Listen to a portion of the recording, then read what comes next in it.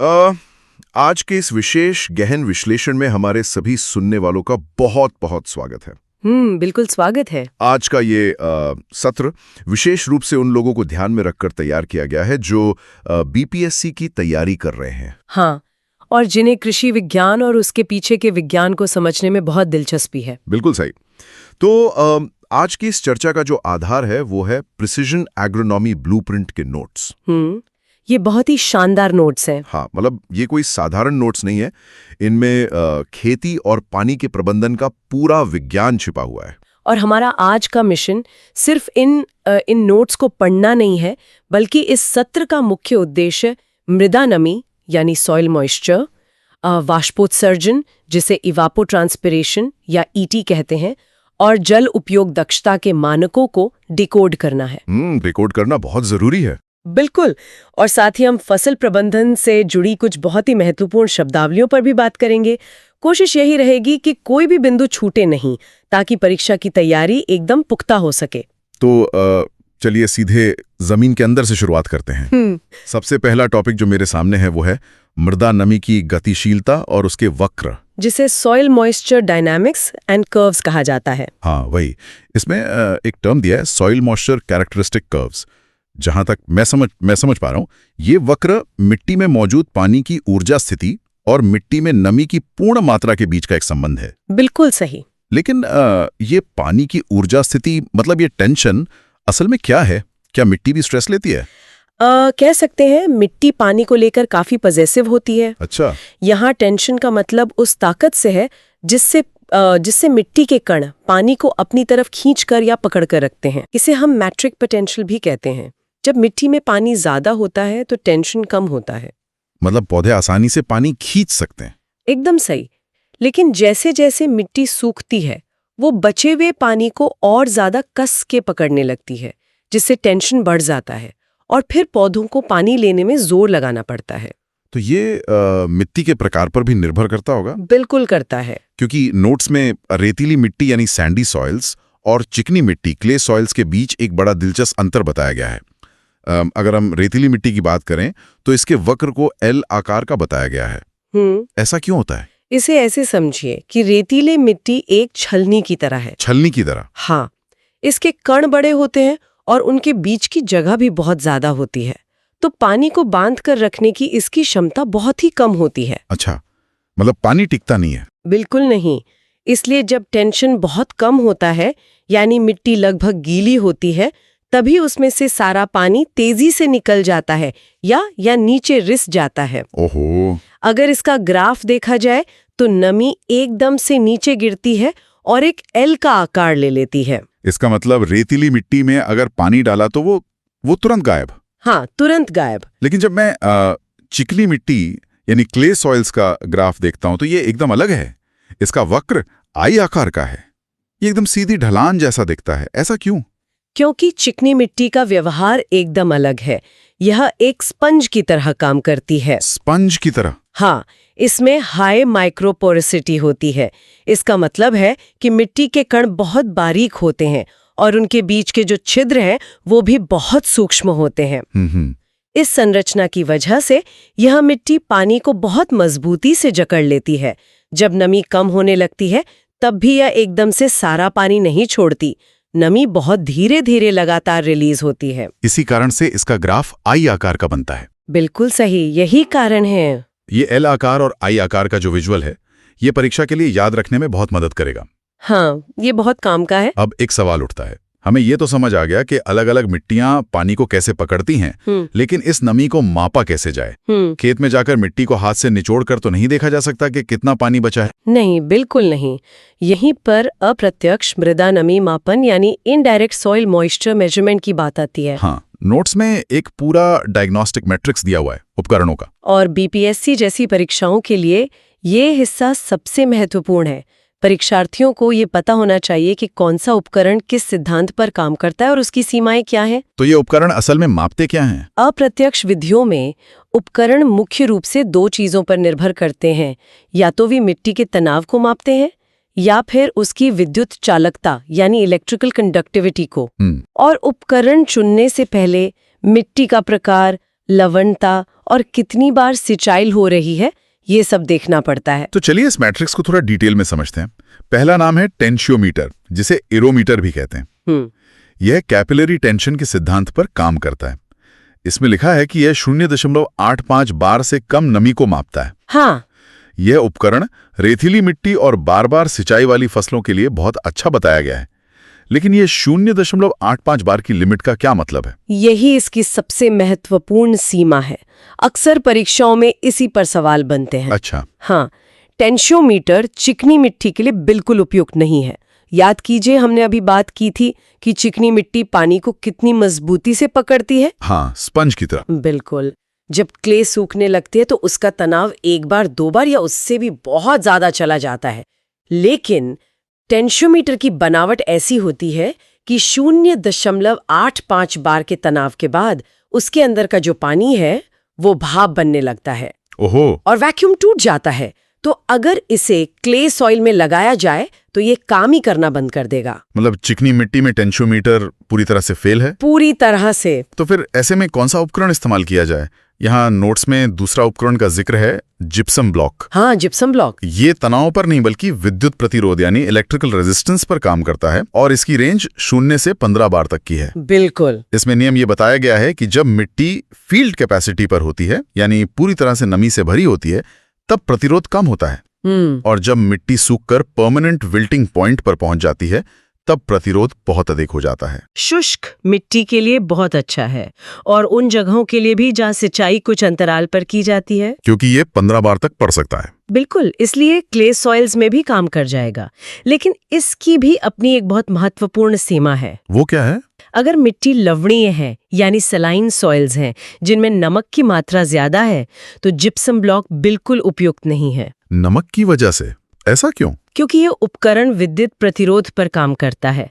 हम जानते हैं कि नमक वाला पानी बिजली का बहुत अच्छा सुचालक होता है। हाँ, ये तो है। तो अगर मिट्टी में नमक है तो करंट आसानी से पास होगा और उपकरण को लगेगा कि मिट्टी में बहुत ज्यादा पानी है, जबकि असल में हो सकता है मिट्टी सूख रही हो। बिल्कुल। इसलिए लवणीय मिट्टी में जिप्सम ब्लॉक का इस्तेमाल नहीं किया जा सकता। ये जो अपवाद हैं, यही असल में एग्जामिनर्स के फेवरेट होते हैं। एकदम सही। टेंशियोमीटर क्ले में नहीं चलेगा और जिप्सम ब्लॉक सलाइन मिट्टी में नहीं चलेगा।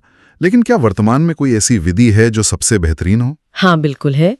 नोट्स में न्यूट्रॉन मॉइस्चर मीटर का नाम बहुत उत्साह के साथ दिया गया है। इसे ARS 05 भी कहा जाता है। ये सीधे खेत में यानी इन सिटो काम करता है। लेकिन इसका सिद्धांत थोड़ा जटिल लग रहा है।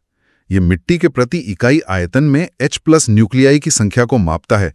ये काम कैसे करता है? ये असल में बहुत ही दिलचस्प है। न्यूट्रॉन मीटर मिट्टी में तेज गति वाले न्यूट्रॉन छोड़ता है। अब इसे बिलियर्ड्स के खेल की तरह समझिए। अच्छा, बिलियर्ड्स की तरह? हाँ, जब ये फास्ट न्यूट्रॉन मिट्टी में जाते हैं तो वे अलग अलग कणों से टकराते हैं। लेकिन जब वे हाइड्रोजन एटम से टकराते हैं, जिसका वजन लगभग न्यूट्रॉन के बराबर ही होता है, तो न्यूट्रॉन की गति बहुत धीमी हो जाती है। ओहो, और क्योंकि पानी का फॉर्मूला H2O है, तो मिट्टी में जहां पानी होगा वहीं हाइड्रोजन होगा।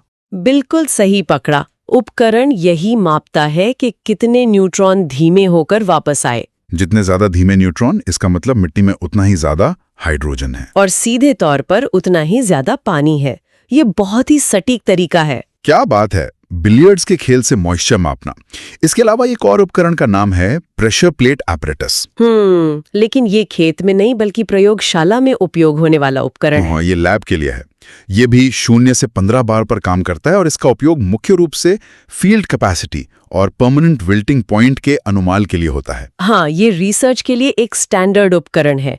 जब बिल्कुल सटीक साइंटिफिक डेटा चाहिए होता है, तब मिट्टी के सैंपल को लैब में लाकर इस उपकरण में टेस्ट किया जाता है। तो ये तो हो गई जमीन के अंदर की बात। अब थोड़ा वायुमंडलीय इंटरफेस की तरफ चलते हैं। चलिए। यहाँ ET और PET की अवधारणा दी गई है। पहले वाष्पीकरण, वाष्पोत्सर्जन यानी ET को समझते हैं। ET बहुत महत्वपूर्ण है। ये पौधे द्वारा कुल पानी के उपयोग का 99% है, जो मिट्टी से वाष्पीकरण और फसल से वाष्पोत्सर्जन से मिलकर बनता है। बिल्कुल।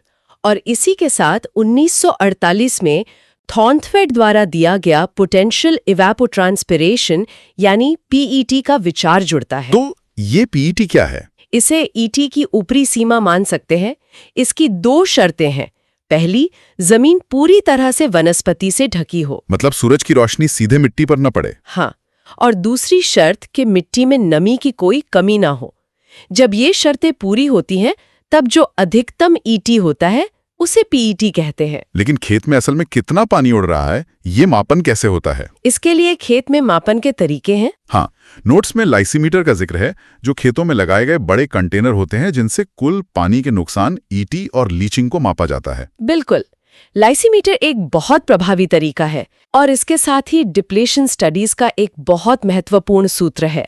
हाँ, सूत्र है D बराबर ब्रैकेट में FC माइनस PWP गुणा D गुणा DB। ये थोड़ा जटिल लग रहा है। इसे आसान भाषा में समझते हैं। FC है फील्ड कैपेसिटी और PWP है परमानेंट विल्टिंग पॉइंट। इन दोनों का जो अंतर है वो उपलब्ध नमी है जो पौधा इस्तेमाल कर सकता है। ठीक है। और बाकी के 2 D और DB क्या है? दूसरा D है डेप्थ यानी गहराई और DB है बल्क डेंसिटी। इन सब को गुणा करके हमें पता चलता है कि कुल डिप्लीशन कितना हुआ है। बहुत बढ़िया। अब इवापोरीमेट्री के इतिहास और उपकरणों की बात करते हैं। 1950 में पेनमैन विधि आई थी। हाँ, पेनमैन विधि जो खुले पानी की सतह से वाष्पीकरण मापती है।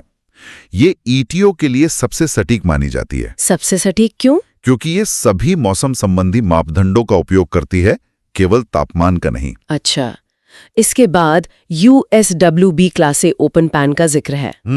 ये सफेद रंगा हुआ 120 सेंटीमीटर व्यास और 25 सेंटीमीटर गहराई का बर्तन होता है जो एग्रोमेट वेधशालाओं का मानक है। लेकिन इसमें एक कमी थी कि ये जमीन के ऊपर रखा जाता था, तो खेत की असली स्थिति नहीं बता पाता था। तो इसका समाधान कैसे हुआ? 1968 में शर्मा और दस्ताने द्वारा विकसित सनकिन स्क्रीन इवेपोरेटर से। सनकन स्क्रीन मतलब इसे जमीन के अंदर गाड़ दिया जाता है। हाँ बिल्कुल, ये सटीक खेत की स्थिति में मापन करता है। इसका पीईटी और ईटी अनुपात 0.95 से 1.05 तक होता है। ये तो बहुत सटीक है। और फिर 1984 में इजराइल द्वारा विकसित पोर्टेबल इवेपोरोमीटर आया, जो बहुत कम समय के मापन के लिए है। बिल्कुल सही। अब इस चर्चा के सबसे हैरान करने वाले हिस्से पर आते हैं, पानी की खपत और जल उपयोग दक्षता। ये बहुत जरूरी विषय है। इसमें कंजम्पटिव यूज यानी CU का जिक्र है। कुल पौधे की पानी की आवश्यकता ईटी और मेटाबॉलिक गतिविधियों से मिलकर बनती है। लेकिन सबसे हैरान करने वाला तथ्य ये है कि इसमें से 99% पानी वाष्पीकरण वाष्पोत्सर्जन में नष्ट हो जाता है। हाँ, ये सच है। पौधे की वास्तविक चयापचय प्रक्रिया में केवल 1% पानी का ही उपयोग होता है। सिर्फ 1%? बिल्कुल, सोचिए इसी 1% से पौधे का सारा विकास होता है। ये तो सच में हैरान करने वाला है। तो फिर जल उपयोग दक्षता यानी WUE क्या है? यह प्रति इकाई पानी के उपयोग पर उपज का अनुपात है, जिसे केजी प्रति हेक्टेयर मिलीमीटर में मापा जाता है। नोट्स में इसके 2 सूत्र हैं, क्रॉप WUE जो उपज और ईटी का अनुपात है। हाँ, और फील्ड WUE जो उपज और खेत में प्रयुक्त कुल पानी का अनुपात है। एकदम सही। अब फसलों की रैंकिंग की बात करते हैं। BPSC परीक्षार्थियों को ये चार्ट जरूर याद कर लेना चाहिए। बिल्कुल, ये बहुत महत्वपूर्ण है। फिंगर मिलेट यानी रागी सबसे ऊपर है 13.4 के स्कोर के साथ। उसके बाद गेहूं 12.6 पर, मूंगफली 9.2 पर, ज्वार 9.0 पर, हाँ, बाजरा और मक्का 8.0 पर और सबसे नीचे है चावल मात्र 3.7 के साथ। ये आंकड़े कृषि नियोजन के लिए बहुत महत्वपूर्ण हैं। ये दिखाता है कि चावल पानी का कितना खराब उपयोग करता है। बिल्कुल। अब हम अंतिम हिस्से पर आते हैं, महत्वपूर्ण फसल संचालन और चक्र का संश्लेषण। यूनिट 8 की शब्दावली। मैं तेजी से इन महत्वपूर्ण कार्यों को सूचीबद्ध करता हूँ। क्योरिंग जो तंबाकू, चाय और प्याज में होती है। हाँ। स्ट्रिपिंग जूट में। निपिंग चना और कपास में। बिल्कुल, निपिंग में ऊपरी हिस्से को काट देते हैं ताकि शाखाएं ज्यादा आएं। रैपिंग गन्ने में। प्रॉपिंग केले में। और ट्रैशिंग गन्ने में। ट्रैशिंग में गन्ने के निचले सूखे पत्तों को हटा दिया जाता है। ये सभी बहुत महत्वपूर्ण है। और अंत में द एग्रोनॉमिक वाटर साइकिल। ये चक्र 4 चरणों में काम करता है। वो 4 चरण कौन से हैं? पहला है संभावित मापन टेंशियोमीटर या न्यूट्रॉन मीटर के जरिए। दूसरा है सीमाओं को ट्रैक करना लाइसीमीटर या ओपन पैन से। तीसरा है दक्षता का मूल्यांकन उपज और ईटी के फॉर्मूले से। और चौथा है आउटपुट को अनुकूलित करना प्रॉपिंग और ट्रैशिंग जैसी प्रक्रियाओं से। बहुत ही शानदार। तो ये स्पष्ट है कि ये सभी सूत्र, उपकरण और उनकी सीमाएं बीपीएससी परीक्षा के लिए कितने महत्वपूर्ण हैं। बिल्कुल। ये सिर्फ किताबी ज्ञान नहीं है, बल्कि असल खेती का विज्ञान है। और अंत में सुनने वालों के लिए एक गहरा विचार छोड़कर जाना चाहूंगी। जरूर बताइए। जब हमने देखा कि चावल की जल उपयोग दक्षता मात्र 3.7 है और फिंगर मिलेट की 13.4, तो क्या भविष्य में गिरते भूजल स्तर को देखते हुए हमारी कृषि नीतियों और हमारे मुख्य आहार को पूरी तरह से मिलेट्स यानी मोटे अनाज की तरफ स्थानांतरित कर देना चाहिए? ये एक बहुत ही गंभीर सवाल है। इस पर विचार जरूर करें। बिल्कुल। इसी विचार के साथ हमारा आज का ये गहन विश्लेषण यहीं समाप्त होता है। जुड़ने के लिए बहुत बहुत धन्यवाद।